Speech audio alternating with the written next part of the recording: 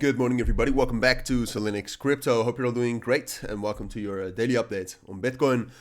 We're going to do a full update. I mean, the situation in terms of what the structure is and what the direction is since yesterday hasn't really changed. I mean, it's still very much up and it's still very much bullish. The fundamental situation is also, of course, still the same. Now, the thing is, and we have enough to talk about, I think, to at least create some value for you. The thing is that it is the weekend, all right? So what usually is the case, that's also the case right now, is that the volume is down 50%. And then what happens on Monday is that most of that volume and a lot of capital gets back into those markets. So that creates volatility. And that's also what we're seeing right now. I mean, the Bitcoin dominance is quite bullish. Earlier this morning, Bitcoin had a bit of a red candle here, but you can see that altcoins, for example, reacted quite heavily to that, or at least some altcoins did. And that is what you should definitely expect for the next 24 hours, all right? The markets are going to get a ton of capital influx. That's going to be position opens, but that could also be position closes. So for Bitcoin in general, I don't think that will matter, because if you remember my video from yesterday, what I said then and what I still think is the case, is that Bitcoin is very much in an uptrend here, all right? So we're testing that level around 70,000.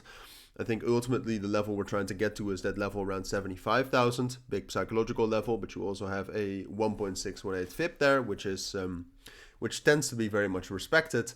But what's also true, apart from that this is an uptrend, and that fundamentally I think Bitcoin, with all the ETF inflows and with the halving, I would say that's all bullish. But then again, the funding rates also for Bitcoin are getting quite high, but also across the board. All right, across the board, the funding rates are getting quite high. So that does mean that we'll have those spikes down.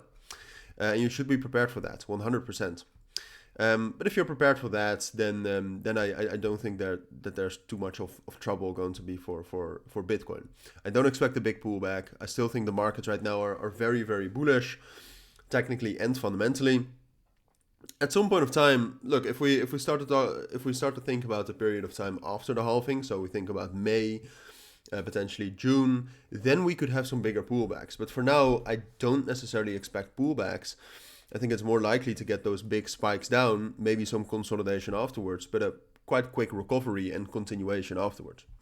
So that's what I expect. I mean, right now, do I necessarily expect 70,000 to break today? I'm not sure. I mean, if we look at the open interest right here, what you'll see is that I don't think much is going on there. No, the open interest is actually going up quite a bit. Basically, since earlier this morning, the open interest has gone up quite a bit. And you can see if you look at the CVD, for example, that is mostly up. So that looks quite bullish. We're gaining some momentum. The open interest is getting back to the same levels where it was the 5th of March, Tuesday. That was actually last week. It's pretty crazy to think about that. But it's getting back there. So I actually do think that we have a good chance to break out here. I would say 70,000 because, well, we don't have much price action up here. But I would say 70,000, it being a big psychological resistance level, but also some technical significance, as you can see. That's the main level. Can we break above that? Then I think the road is pretty clear to just continue this uptrend up to 71, 72, 73, and ultimately 75,000. But that's what I expect. Those are my thoughts on it for now. If you do have any questions, then of course let me know down in the comments. But for now, thank you for watching, like I said, and take care. Bye.